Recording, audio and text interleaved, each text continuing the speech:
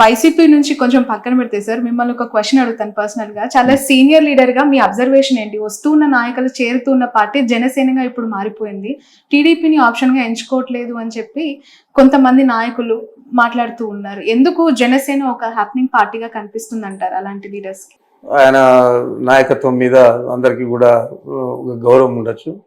అదేవిధంగా చంద్రబాబు ఈ ప్రజా వ్యతిరేక కార్యక్రమాలన్నీ కూడా ఎక్కువ చేస్తూ ఉన్నాడు కాబట్టి ఆయన తెలుగుదేశం పార్టీలో చేరడానికి ఇష్టపడకపోవచ్చు. దానికి కారణాలు ఏవైనా కానీ వాళ్ళందరూ కూడా ప్రతిపక్షంలో ఉన్నట్లే. సార్, 2024 ఎన్నికలు కేవలం పవన్ కళ్యాణ్ యొక్క ఎఫెక్టివ్ వల్లనే ఈ రిజల్ట్ అంటారా? మీ అభిప్రాయం? 100%. దాంట్లో పవన్ కళ్యాణ్ వల్లనే 100%. అటు వైసీపీ ఓటమి, అటు కూటమి గెలుపు 100%. అంతలాగా పవన్ కళ్యాణ్ ఇన్ఫ్లుయెన్స్ చేశారంటారా AP politics? AP politics influence చేశాడా లేదా అనేది కాదు, వారికి సంబంధించిన సామాజిక వర్గం అంతా కూడా ఆయనకు గట్టిగా మద్దతు ఇచ్చింది. ఆ మద్దతు తెలుగుదేశం పార్టీకి ఉపయోగపడి ఎన్నికల్లో గెలవడానికి కారణభూతులే. ఓకే సార్, టీడీపీ పార్టీకి కమ్మ సామాజిక వర్గం బలం, జనసేన పార్టీకి కాపు సామాజిక వర్గం, మరి వైసీపీ పార్టీకి ఏ సామాజిక వర్గం? ఒకవేళ నిజంగానే అది నమ్మి ఉంటే ఈరోజు ఈ రిజల్ట్ వచ్చేదా అంటే? లేదు, లేదు. రెడ్లంతా కూడా చాలా మంది వ్యతిరేకం చేశారు. కారణాలు ఏవైనా కానీ రాబోయే రోజుల్లో మంచి ఫలితాలు వస్తాయని చెప్పి ఆశిస్తాను. రైట్. ఫైనల్లీ మొన్న రీసెంట్ గా తిరుమలని బండి సంజయ్, కేంద్ర మంత్రి, మీకు తెలిసి ఉంటుంది, తెలంగాణకు సంబంధించిన ఎంపీ. సో తను దర్శించుకున్నప్పుడు ఎర్రచందనం స్మగ్లర్ వీరప్పన్ వారసులు ప్రభుత్వం నుంచి పోవటం మంచి పరిణామమే, దీన్ని నేను స్వాగతిస్తున్నాను అంటూ మాట్లాడడం. అతనికి ఓనమాలు తెలియవు మా జిల్లా గురించి, మా ప్రాంతం గురించి. ఆడెవడో ఏదో ఎత్తిస్తే అది మాట్లాడాడు. ఇదే చంద్రబాబు నాయుడు వాళ్ళ శాసనసభ్యులే 2014లో పోటీ చేస్తే పీలేరులో కిరణ్ కుమార్ రెడ్డి తమ్ముడు కిషోర్ కుమార్ రెడ్డి ఈరోజు శాసనసభ్యుడిగా ఉన్నాడు తెలుగుదేశం పార్టీలో. అతని గురించి పబ్లిక్ మీటింగ్లో ఎర్రచందనం స్మగ్లర్ వీరప్పన్ అన్నాడు. మరి ఆ వీరప్పన్ ఇప్పుడు వాళ్ళ పార్టీలో శాసనసభ్యుడిగా చేసుకున్నాడు. మేము రెడ్ శాండిల్ స్మగ్లింగ్ అనేది ఎంకరేజ్ చేయలేదు.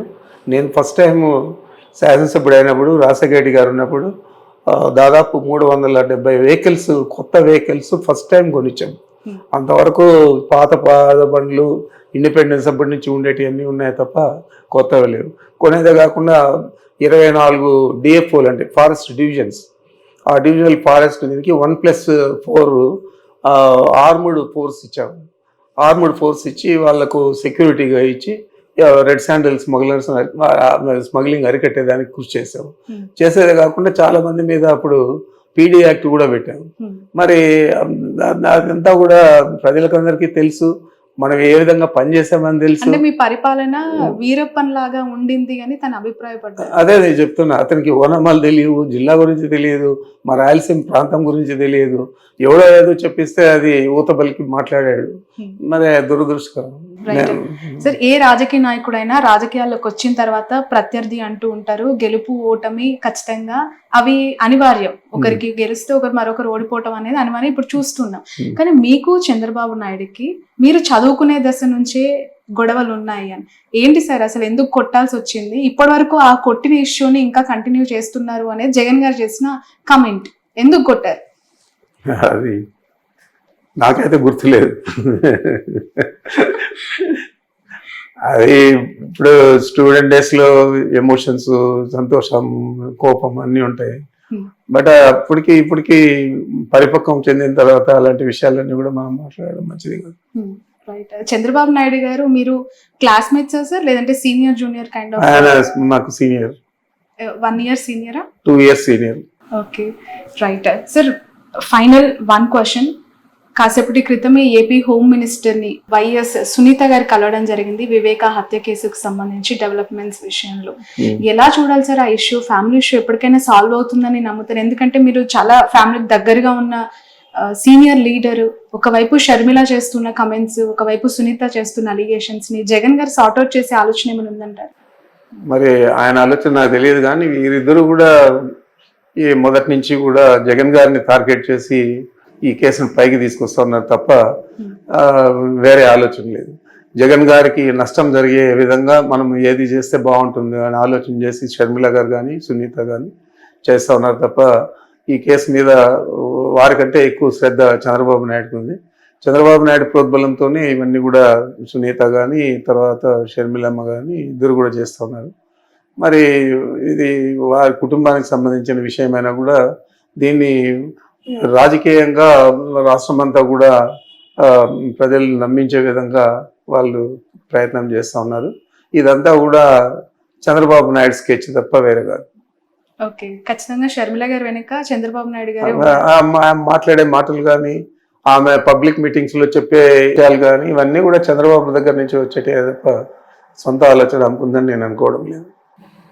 సార్, ఎప్పుడైనా ఇన్ ఫ్యూచర్ జగన్ గారు షర్మిల గారు కలిసే అవకాశం ఉందని ఏమైనా భావించే అవకాశం? కుటుంబమే కదా మా ఎందుకంటే ఈ స్థాయి బ్రదర్ అండ్ సిస్టర్స్ కాబట్టి ఏ స్థాయి కాంట్రవర్సీ అయినా కూడా సంస్కోవచ్చు, చెప్పలేము. ఎందుకంటే పార్టీకి ఇప్పుడు ఒక ఇబ్బందికర వాతావరణము, తను ఉండుంటే బాగుండేదని అభిప్రాయపడుతున్న కార్యకర్తలు కూడా ఉన్నారు. ఒకవైపు ఈ వైరం చూస్తూ ఉన్నాం, ఎలా చూడాలంటారు దీన్ని? ఏదైనా ఈ కాలమే నిర్ణయిస్తుంది. రైట్ సార్, ఇంత 11 సీట్లకి పరిమితమైన ఈ ఓటమి పైన మీ విశ్లేషణ ఫైనల్ గా ఏంటి? ప్రధాన కారణాలు ఎందుకు అటువైపు ఎక్కువగా మగ్గు చూపారు? మీరు ఇంత సంక్షేమం చేసినా ఎందుకు ఓడిపోయారు? కారణాలు ఏదైనా కానీ మనము రియాలిటీగా చూస్తే మనకు 11 శాసనసభ స్థానాలు వచ్చాయి. కాకపోతే మా అందరికీ కూడా మా నాయకుడి మీద నమ్మకం, అదేవిధంగా అతనికి ప్రజలు ఇచ్చిన మద్దతు 40% ఓట్లు ఇచ్చారు. అందరూ కలిసి కూడా 5-6% తేడాతోనే ప్రభుత్వాన్ని సాధించారు. ఒకటే 40% సీట్లు తెచ్చుకున్నాడు. కాబట్టి ఈ ప్రభుత్వం చాలా అనతి కాలంలోనే, చాలా తక్కువ సమయంలోనే ఇంకా ఎక్కువ అన్పాపులర్ అవుతుంది. తప్పకుండా ప్రజలందరూ విశ్వాసం తప్పకుండా చూరగొని ఆయన ఇంతకంటే ఎక్కువ మెజారిటీతో మళ్ళీ తిరిగి ప్రభుత్వాన్ని ఏర్పాటు చేస్తాడనే నమ్మకం నాకుంది. మీరు చిత్తూరు జిల్లాకు చెందిన నాయకులు నిజంగానే టీటీడీని నిర్లక్ష్యం చేశారా? గత ప్రభుత్వ హయాంలో అనేక అవినీతి అక్రమాలు జరిగాయి. చివరికి స్వామివారి ఒక వజ్రపు ఉంగరం కూడా ఒక జడ్జికి గిఫ్ట్ గా జగన్ ఇచ్చారు అనే వార్త చాలా సంచలనం కలిగించింది. అలాంటి దుశ్చర్యకు ఎప్పుడు కూడా జగన్మోహన్ రెడ్డి గారు పాల్పడాడు. వారికి క్రిస్టియానిటీ మీద ఎంత ప్రేమ ఉందో అంతే ప్రేమ హిందూయిజం మీద కూడా ఉంది. హిందూయిజాన్ని గౌరవించేది కాదు, ఆయనకు భక్తి ఉంది. దేవాలయాలన్నీ కూడా సందర్శిస్తాడు, స్వాములందరినీ కూడా పీఠాధిపతులందరూ కూడా కలుస్తాడు. అదే కాకుండా మీరు చూశారు, సుందరీకరణ పేరుతో అనేక దేవాలయాలన్నీ నేలమట్టం చేస్తే విజయవాడ పట్టణంలో అవన్నీ కూడా పునర్నిర్మించిన ఘనత జగన్మోహన్ రెడ్డి గారు. ఓకే, ఎమ్మెల్సీగా బొత్సగా నిలబెట్టారు. ఎలా ఉంటుంది సార్? ఎంత ధీమాతో ఉన్నారు? ఎందుకంటే ఎలక్షన్స్ చాలా జరిగి కొన్ని రోజులు, ఇంకా 3 నెలలు కూడా కంప్లీట్ చేసుకోలేదు. అయినా మాకు సంఖ్యాబలం ఎక్కువ ఉంది కాబట్టి తప్పకుండా బోచా గారు మంచి మెజారిటీతో గెలుస్తారు. పక్క. ఎందుకంటే అక్కడ ఆల్మోస్ట్ మొన్న వచ్చిన రిజల్ట్ ఒకసారి అబ్జర్వ్ చేస్తే వైసీపీ చాలా గడ్డు పరిస్థితులు ఎదుర్కొంది. పర్వాలేదు, అయినా కూడా మాకు ఎంపీటీసీలు కానీ జెడ్పీటీసీలు కానీ కార్పొరేటర్లు కానీ సంఖ్యాబలం ఎక్కువ ఉంది కాబట్టి తప్పనిసరిగా మంచి మెజారిటీతో గెలుస్తారు.